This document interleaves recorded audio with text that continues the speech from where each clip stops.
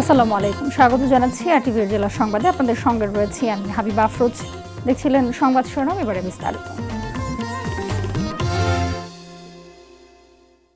জামায়াতে ইসলামী ছাত্র শিবির ও তাদের সব অঙ্গ সংগঠনের রাজনীতি নিষিদ্ধ করে প্রজ্ঞাপন জারি করেছে সরকার। দুপুরে সচিবালয়ে স্বরাষ্ট্রমন্ত্রী আসাদুজ্জামান খান জানান, জামায়াত তাণ্ডব চালালে তা মোকাবেলা করার সক্ষমতা সরকারের রয়েছে। প্রকাশিত গ্যাজেটে কোটা আন্দোলনকে কেন্দ্র করে সাম্প্রতিক হত্যাযজ্ঞ, ধ্বংসাত্মক কার্যকলাপ ও সন্ত্রাসী কর্মকাণ্ডে সরাসরি এবং উস্কানির মাধ্যমে বাংলাদেশ জামায়াতে ইসলামী এবং ইসলামী ছাত্র শিবির জড়িত ছিল বলে উল্লেখ করা হয়েছে। সন্ত্রাস বিরোধী আইন 2009-এর 18 এক প্রদত্ত ক্ষমতা বলে এই গ্যাজেট প্রকাশ করা হয়।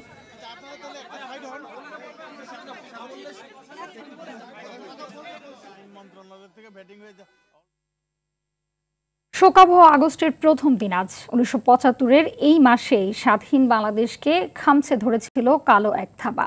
15 আগস্টের কালো রাতে সর্বকালের শ্রেষ্ঠ বাঙালি জাতির পিতা বঙ্গবন্ধু শেখ মুজিবুর রহমানকে সপরিবারে হত্যা করে সেনাবাহিনীর কিছু কুচক্রী। বঙ্গবন্ধুকে হত্যার মধ্য দিয়ে স্বাধীন বাংলাদেশকে অকার্যকর রাষ্ট্রে পরিণত করতে চেয়েছিল স্বাধীনতা সার্বভৌমত্বের শত্রুরা। শোকাবহ আগস্টের কথা জানাচ্ছেন মারুফ রেজা। গুলি চালাবার চেষ্টা করো না, ভালো হবে না। 7 কোটি মানুষকে তাবা রাখতে পারবো না। 7.5 কোটি বাঙালির হয়ে দীর্ঘ 23 বছরের শোষণ বঞ্চনার জবাব সেদিন এভাবেই দিয়েছিলেন বঙ্গবন্ধু। 18 মিনিটের ঐতিহাসিক ভাষণেই রচিত হয় স্বাধীনতার স্বপ্নগাথা। এরপর সদ্য স্বাধীন হওয়া ছোট্ট বাংলাদেশ যখন একটু একটু করে স্বনির্ভরতার স্বপ্ন দেখা শুরু করে, ঠিক তখনই দেশ বিরোধী কিছু চক্র থমকে দেয় সেই স্বপ্নযাত্রা।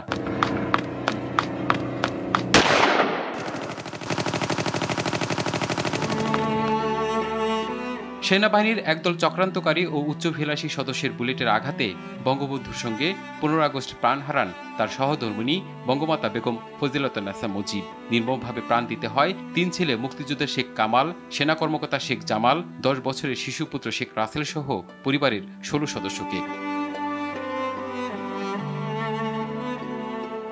নানা প্রতিবন্ধকতা আর সেই সময়কার সেই ক্ষত কাটিয়ে যখন ঘুরে দাঁড়াতে থাকে জাতির পিতার আওয়ামী লীগ, ঠিক তখন 29 বছর পর আবারও বড় হামলা চালায় দেশ বিরোধীরা।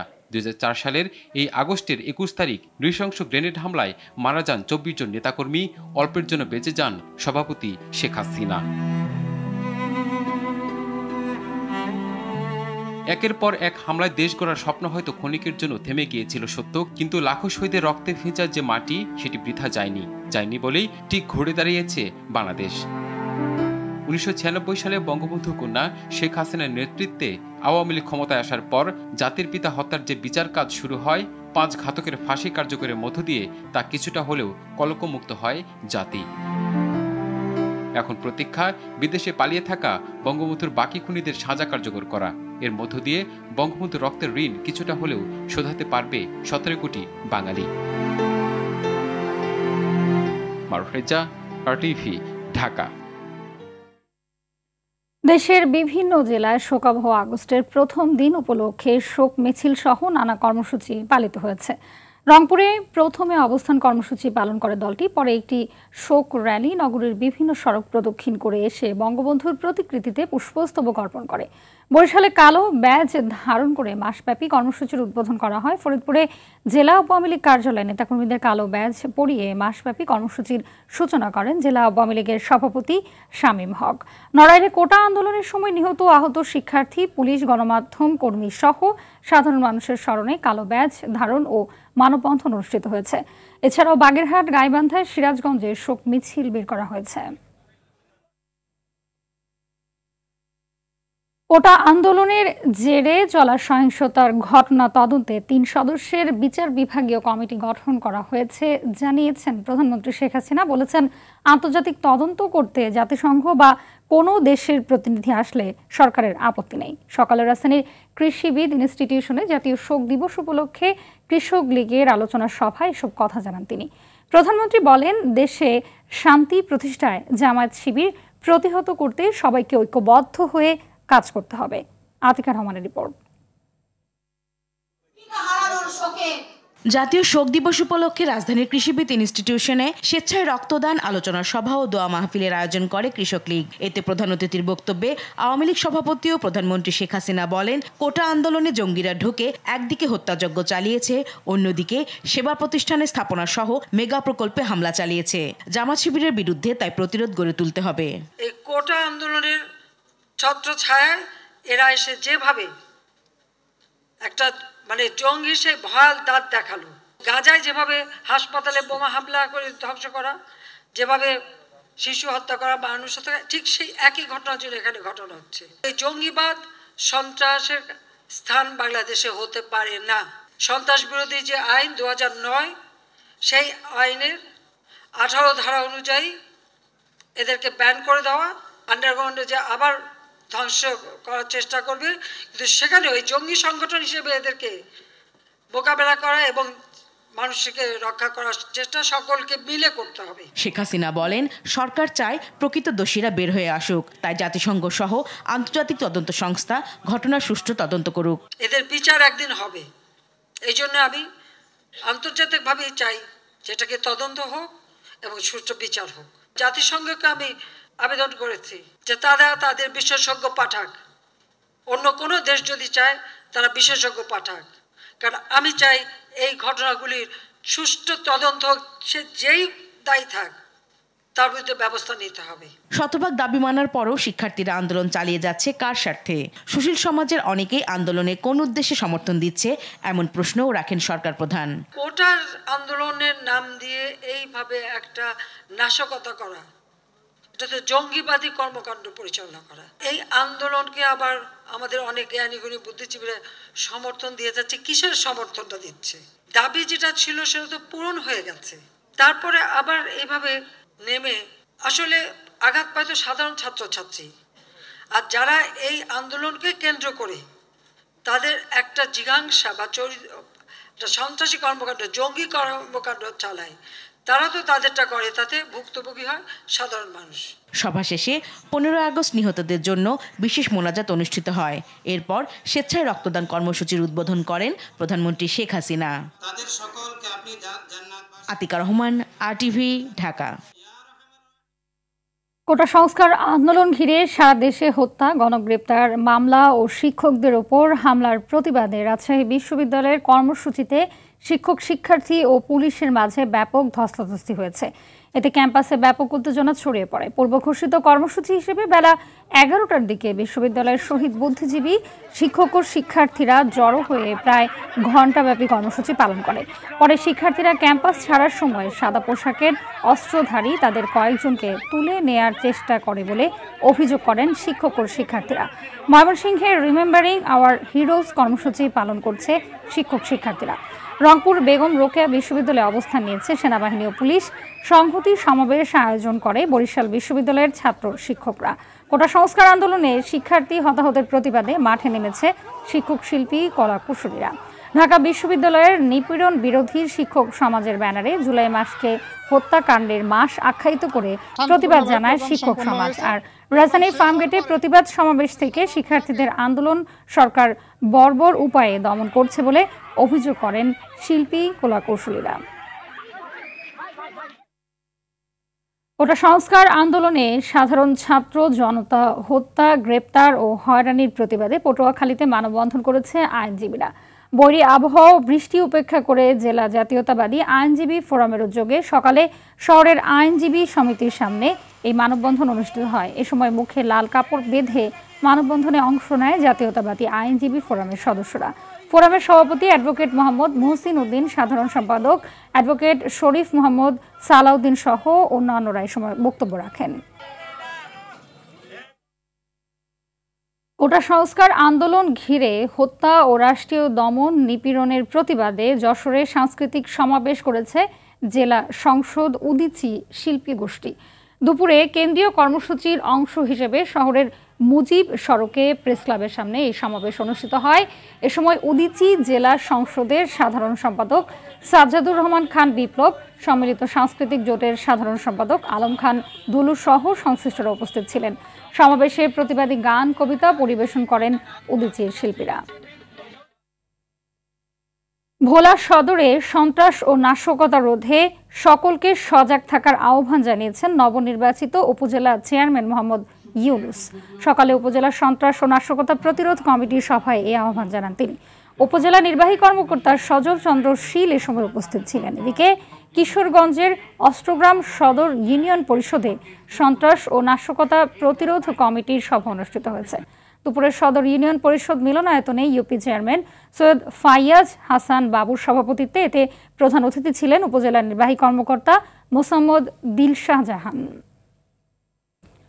কোটা সংস্কার আন্দোলনে রংপুর বেগম রোকেয়া বিশ্ববিদ্যালয়ের শিক্ষার্থী আবু সাইদ হত্যা মামলায় কলেজ ছাত্র আলিফ শাহরিয়ার মাহিমের জামিন মঞ্জুর করেছেন আদালত। দুপুরে শিশু আদালত 1-এর বিচারক মোস্তফা কামাল শুনানি শেষে 100 টাকার বন্ডে জামিন আদেশ দেন। বিষয়টি নিশ্চিত করে মাহিমের আইনজীবী জোবায়দুল ইসলাম জানান, মামলাটি শুনানির জন্য আবেদন করলে আদালত শুনানি গ্রহণ করে জামিন মঞ্জুর করেন।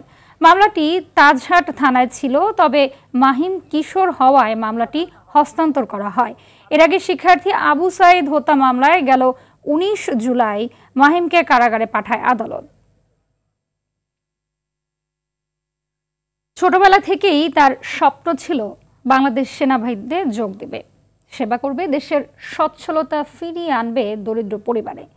কিন্তু সেই স্বপ্ন পূরণের আগেই কোটা সংস্কার আন্দোলনে গুলিবিদ্ধ হয়ে প্রাণ হারায় নরসিংদীর কলেজ ছাত্র ইমন।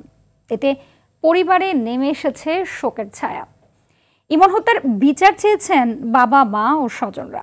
নরসিংদী থেকে নূরে আলম রনির প্রতিবেদন, জানাচ্ছেন সৈয়দ মাহমুদ। দীর্ঘশ্বাস নিয়ে নিশ্চুপ দাঁড়িয়ে থাকেন অভিমানী বাবা। ছেলে হারিয়ে গেছে অনন্তে, কোনোদিন ফিরবে না জেনেও কবরের পাশে ঘুরঘুর করতে থাকেন কাউসার মিয়া। আর শূন্য উঠোন থেকে চোখ সরে না মা মর্জিনা বেগমের। হয়তো ইমনকে দেখার তীব্র বাসনা হয় তার। 18 জুলাই বিকেল 3টা নরসিংদীর পলাশে বাড়িতে ভাত খেতে বসে ইমন। এরপর ফোন কল আসলে 2 নলা খেয়ে খাবার ফেলেই উঠে যায় সে। বাবা মাকে খেলতে যাওয়ার কথা বলে মূলত যোগ দেয় নরসিংদীর ভোলানগরে কোটা আন্দোলনে। এক পর্যায়ে পুলিশের সঙ্গে শিক্ষার্থীদের সংঘর্ষ হয়। পরিবার বলছে, পুলিশের গুলিতেই প্রাণ গেছে ইমনের। আমি আড়াইছি, আরো মানছে কত মাই জানি কি করে আছে, আমার এমন লাগে। এই বুকটা দাঁড়িয়ে ভাই নখ খুনতো গুলি, আর এই কানটা এন্দা ইয়া মনে হয় চোখ, একটা চোখ বাতিল আছে গা, আর একটা গুলি করছে এন্দা, এটা মাথার ভিতরে, এই গুলি মারা গেছে। নরসিংদী আইডিয়াল কলেজের বিজ্ঞান বিভাগ থেকে এবার এইচএসসি পরীক্ষার্থী ছিলেন ইমন। 2 ভাই ও 1 বোনের মধ্যে ইমন ছিল সবার ছোট। অভাবের কারণে পড়াশোনা করতে না পারা ইমনের বড় ভাই ইয়ামিন 2 বছর আগে ধার দেনা করে সৌদি আরবে গেছে। আর এদিকে পড়াশোনা চালিয়ে যাওয়া ইমনকে নিয়েই স্বপ্ন বুনছিল পরিবার। আমার ভাইয়ের সারা শরীরে একবারে পায়ের নখ কেটে দইরে, আমার ভাইয়ের প্রথম মনে 2টা চোখ গেছে, চোখের মধ্যে সিটা গুলি লাগছে না, তো চোখের ইয়াটা গেছে গা, পরে মনে হয় ফুইরা গেছে গা। গোসলের পরও একবারে যে রক্ত শুরু হয়েছে, তো এই রক্তের কারণে কাপড়ও একবারে ভিজে গেছিল গা। খুবই মর্মাহত। তার মতো ছেলে তো এইভাবে অকালে জুড়ে যাওয়ার কথা না। যে পরিবারের আগামী দিনে চলার পথে আমরা যেন তাদেরকে না ভুলি এবং তাদের প্রতি খেয়াল রাখবো, এরকম কথাবার্তা তাদেরকে বলি। ইমন হত্যার সুষ্ঠু তদন্ত হবে, ন্যায় বিচার পাবে তার পরিবার, এমন প্রত্যাশা সবার। সৈয়দ মাহমুদ, RTV। কোটা আন্দোলন ঘিরে সহিংসতার ঘটনায় 13 দিন বন্ধ থাকার পর সারা দেশে স্বল্প দূরত্বে ট্রেন চলাচল শুরু হয়েছে। গাজীপুর, ঢাকা, ময়মনসিংহ রেল রুটে ট্রেন চলাচল শুরু হয়। সকালে দেওয়ানগঞ্জগামী এক্সপ্রেস ট্রেনটি ঢাকা থেকে ছেড়ে জয়দেবপুর আসে, পরে দেওয়ানগঞ্জের উদ্দেশ্যে ছেড়ে যায়। তুরাগ কমিউটার ট্রেনটিও ঢাকা জয়দেবপুর রুটে চলাচল করে। দিনাজপুরের রেল স্টেশন থেকে 2টি কমিউটার ট্রেন চলাচল করছে। পার্বতীপুর থেকে কাঞ্চন কমিউটার ট্রেন পঞ্চগড়ের উদ্দেশ্যে ছেড়ে যায়। ব্রাহ্মণবাড়িয়া ঢাকার রেলপথে শুধুমাত্র কমিউটার ট্রেন চলাচল শুরু হয়েছে, তবে ট্রেনের সময়সূচিতে কিছুটা পরিবর্তন এসেছে। স্বাভাবিক সময়ে 4 বার আসা যাওয়া করলেও এখন 2 বার চলবে।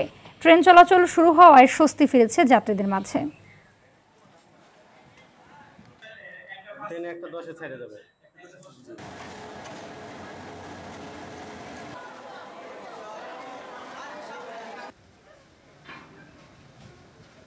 এতদিন রেল যোগাযোগ বন্ধ ছিল, এখন খুলে দিছে। আমরা সাধারণ যাত্রী যারা, সাধারণ পাবলিক যারা, তারা খুবই আনন্দিত। রেলের নিরাপত্তা দিয়ে যেন রেল যাত্রীদের সুস্থভাবে যেন যাতায়াত করতে পারে এই ব্যবস্থাটা করলে মনে হয় ভালো হয়। শুধুমাত্র কমিউটার ট্রেন চলাচল করবে। কমিউটার ট্রেন আমার এখানে ঢাকা থেকে 34 নাম্বার তিতাস ছেড়ে আসবে, আর এখান থেকে 35 নাম্বার ঢাকার উদ্দেশ্যে ছেড়ে যাবে। আমার জন্য সুবিধা হয়েছে, অনেক সময় কম লাগে। আর্থিক আমি গরিব মানুষ, আর্থিক আমার জন্য একটু সঞ্চয় হয়েছে টাকা, অল্প টাকায় আমি ঢাকা যেতে পারি। আমাদের যে তিতাস ট্রেনটি যাতায়াতে সুবিধাতে আজকে এখন ঢাকা আসা যাওয়াতে একটু সুবিধা হইতেছে।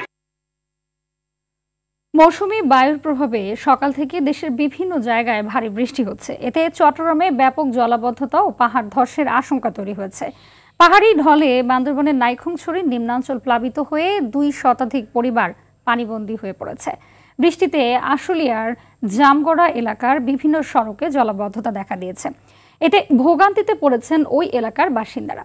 ঝালকাঠি সহ উপকূলীয় এলাকাগুলোতেও দুর্যোগপূর্ণ আবহাওয়া বিরাজ করছে। প্রতিনিধিদের তথ্যচিত্রে বিস্তারিত থাকছে নুসরাত জাহান সেন্থি রিপোর্টে।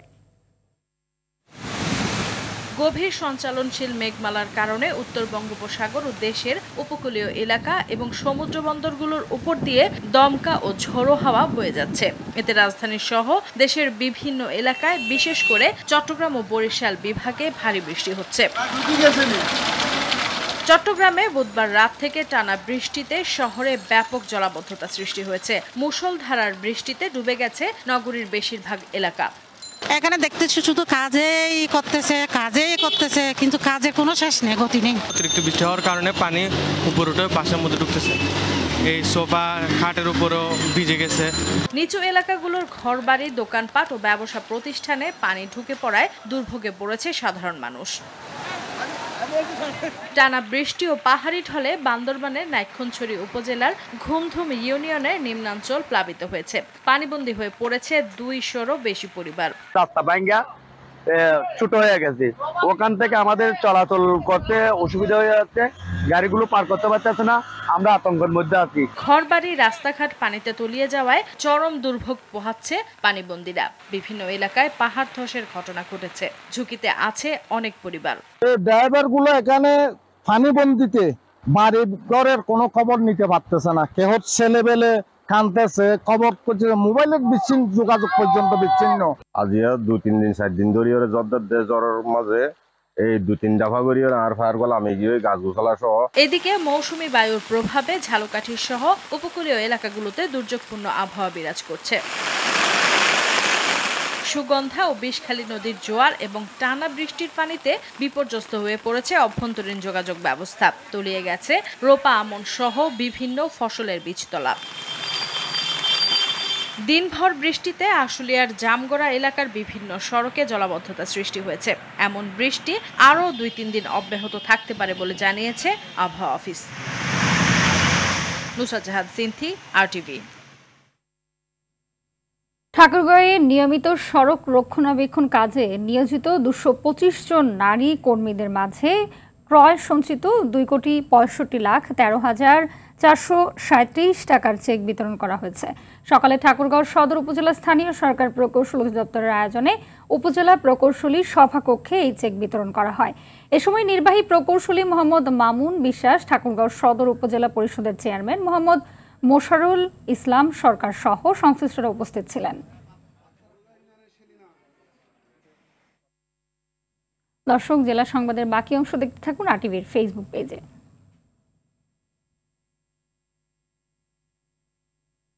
ইন্টারনেট ও ফেসবুক বন্ধ থাকায় দেশের অনলাইন ভিত্তিক ব্যবসা খাতে 13 দিনে ক্ষতি 1700 কোটি টাকার বেশি। সবচেয়ে বেশি ক্ষতির মুখে ফেসবুক ভিত্তিক ক্ষুদ্র ও মাঝারি উদ্যোক্তারা। ই-কমার্স অ্যাসোসিয়েশন অব বাংলাদেশ সম্প্রতি এমন তথ্য জানিয়েছে। উদ্যোক্তারা জানান, ব্যবসায় বড় ধাক্কা খাওয়ায় তাদের দিন কাটছে দুশ্চিন্তায়। মেহেরপুর থেকে মাজেদুল হক মানিকের তথ্য ছবিতে বিস্তারিত থাকছে সাইদ মাহমুদের রিপোর্টে। কোটা সংস্কার আন্দোলন ঘিরে সৃষ্ট সংকটের মধ্যে 17 জুলাই রাত থেকে মোবাইল ইন্টারনেট এবং 18 জুলাই রাতে বন্ধ হয় ব্রডব্যান্ড ইন্টারনেট সেবা। 5 দিন পর গত 23 জুলাই সীমিত পরিসরে ফেরে ব্রডব্যান্ড সেবা। এর 10 দিন পর 28 জুলাই চালু হয় মোবাইল ইন্টারনেট। তবে বন্ধ থাকে ফেসবুক সহ বিভিন্ন সামাজিক যোগাযোগ মাধ্যম। অবশেষে 31 জুলাই দুপুর থেকে চালু হয় ফেসবুক, হোয়াটসঅ্যাপ। তবে এই সময়ে যা ক্ষতি হবার তা হয়ে গেছে। E commerce association of Bangladesh ই-ক্যাবের তথ্য বলছে 13 দিনে উদ্যোক্তাদের ক্ষতি প্রায় 1750 কোটি টাকা। মেহেরপুরের উদ্যোক্তারা জানান, ফেসবুক বন্ধ থাকায় গত কয়েকদিন বিক্রি বন্ধ ছিল। ব্যবসাটা আমাদের ই কমার্স একদম থমকে গেছে। আমার কান্নাও চলে আসে মাঝে মাঝে যে আমার সাজানো গোছানো এত সুন্দর আয়োজনে কেমন যেন সবকিছুই আমাদের এলোমেলো হয়ে গেছে। লেখাপড়ার খরচ জোগাতে বাসায় আচার তৈরি করে তা অনলাইনে বিক্রি করতেন কলেজ ছাত্র পারভেজ। ফেসবুক বন্ধের ধাক্কা কিভাবে সামলাবেন সেটা নিয়ে দুশ্চিন্তায় এই তরুণ। বর্তমানে যে দেশের পরিস্থিতি, এতে করে আমাদের ব্যবসার অনেক বেশি ক্ষতি হয়েছে। কুটির শিল্প থেকে শুরু করে আমদানিজাত বিভিন্ন পণ্যের বেচাকেনায় জড়িত উদ্যোক্তাদের সময় কেটেছে দুঃস্বপ্নে। আমি অনলাইনে ব্যবসা করছি, ক্যাট ফুড, তারপরে কসমেটিক আইটেম, তারপরে ওয়াশ। ফেসবুক না চলার কারণে আমার ব্যবসা বলতে গেলে প্রায় ডাউন হয়ে গেছে। যে দাবিটা থাকবে সেটা হচ্ছে যে ক্রাইসিস মোমেন্টে কিভাবে এগুলো ঠিক রাখা যায়, সেক্ষেত্রে সরকারের খুব ভেবে দেখা উচিত। সরকারের কার্যকর পদক্ষেপে ঘুরে দাঁড়ানো সহজ হবে, এমনটাই বলছেন অনলাইন ভিত্তিক উদ্যোক্তারা। সৈয়দ মাহমুদ, RTV। দফায় দফায় বন্যা, কোটা সংস্কার আন্দোলন ও চলমান কারফিউয়ে ধস নেমেছে সিলেটের পর্যটন খাতে। দীর্ঘদিন পর্যটক শূন্য থাকায় স্পটগুলোতে বিরাজ করছে শুনশান নীরবতা। এর প্রভাব পড়েছে ব্যবসা বাণিজ্যেও। এতে করে জেলার হাজার কোটি টাকার ক্ষতির শঙ্কা ব্যবসায়ীদের। সিলেট থেকে রাজাক রনুর তথ্যছবিতে বিস্তারিত থাকছে ইমরুল কায়েসের রিপোর্টে। মে জুন 2 মাসে 3 দফা বন্যায় সিলেটের গোয়াইনঘাট, কোম্পানিগঞ্জ, জন্তাপুর উপজেলায় বেশ ক্ষতিগ্রস্ত হয়। ফলে এসব উপজেলার বিভিন্ন পর্যটন স্পটে ভ্রমণের নিষেধাজ্ঞা দেয় প্রশাসন। 3 উপজেলার জাফলং, বিছানাকান্দি, রাতারগুল, পান্থুমাই ঝর্ণা, সাদাপাথর, উতমা, জৈন্তা রাজবাড়ী, লালাখাল, শ্রীপুর, শাপলাবিল জেলার অন্যতম পর্যটন কেন্দ্র। 3 দফা বন্যায় তলিয়ে যাওয়ায় পর্যটক শূন্য হয়ে পড়ে। বন্যার রেশ কাটতে না কাটতেই দেশে শুরু হয় কোটা সংস্কার আন্দোলন ও কারফিউ। ফলে পর্যটকের আনাগোনা একেবারেই বন্ধ হয়ে যায়। এতে জেলার হোটেল, মোটেল, পরিবহন সহ সকল ব্যবসায়ীদের ব্যবসা বন্ধ হয়ে যায়। টুরিস্টরা আসতে পারতেছে না, সেজন্য আমাদের ব্যবসা বাণিজ্য প্রায় অর্ধেক থেকে আরো কম হচ্ছে। একবারেই নেই, দুবার পাট একবারে কাটি, কোনো কাস্টমার নাই। আমাদের কর্মচারী দোকান ভাড়া এই সেই দিয়ে ওগুলো উপরে পড়তেছে। ভর্তুকি দেওয়া লাগে প্রতি মাসে, 2 মাস ধরে অনেক লস হইতেছে। ব্যবসা বাণিজ্য বন্ধ হয়ে যাওয়ায় কর্মচারীদের বেতন ভাতা দিতে হিমশিম অবস্থা ব্যবসায়ীদের। সরকারের বিশেষ নজর দেওয়ার আহ্বান তাদের। শাহজালাল শাহপুরান সাহেবের মাজার জিয়ারত করতে আসে, সুন্দর সুন্দর স্পট দেখতে আসে, শুনশান নীরবতা, কোনো লোকজন নাই। রিসোর্ট আছে, হোটেল আছে, হোটেলের স্টাফ স্যালারি আছে, অনেকগুলা ওভারহেড আছে।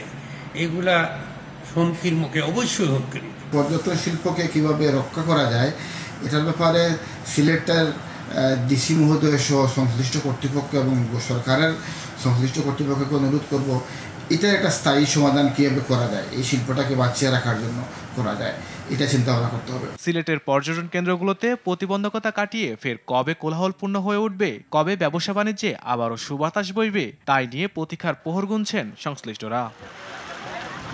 ইমরুল কায়েস, RTV।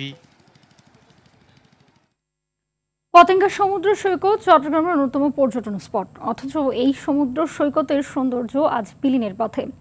সৌন্দর্য বর্ধনে লাগানো গাছ ও বাগান নষ্ট করে বসেছে 5 শতাধিক দোকান। নাগরদোলা, বিচ, বাইক সহ বিভিন্ন ব্যবসা গড়ে নষ্ট হচ্ছে সৌন্দর্য। অভিযোগ রয়েছে এসব ব্যবসা প্রতিষ্ঠান থেকে লাখ টাকার চাঁদাবাজিরও। এতে মুখ ফিরিয়ে নিচ্ছেন পর্যটকেরা। চট্টগ্রাম থেকে সাইফুল মাহমুদের তথ্যছবিতে বিস্তারিত থাকছে ইমরুল কায়েসের রিপোর্টে। সমুদ্রের উত্তাল ঢেউয়ের সঙ্গে চট্টগ্রামবাসীর গভীর মেতালি। একটু অবসর পেলেই ছুটে আসেন পর্যটন স্পট পতেঙ্গা সমুদ্র সৈকতে। অথচ এই সমুদ্র পাড়ি এখন চট্টগ্রামবাসীর বেদনার কারণ। চট্টগ্রাম উন্নয়ন কর্তৃপক্ষের তত্ত্বাবধানে সাগর পাড়ের সৌন্দর্য বর্ধনে গাছগাছালি আর বাগান করলেও অবৈধভাবে এখানে গড়ে উঠেছে ৫ শতাধিক দোকান। সেখানে পর্যটকদের হাঁটার পথটুকু হয়ে গেছে সংকীর্ণ। পর্যটকদের বসার জন্য বানানো রঙিন ব্লকগুলো খাবারের অস্থায়ী দোকানে ঢাকা পড়েছে। ওয়াকওয়ের পাশে নাগরদোলা সহ বিভিন্ন রাইড বসিয়ে দখল হওয়ার অভিযোগ পর্যটকদের।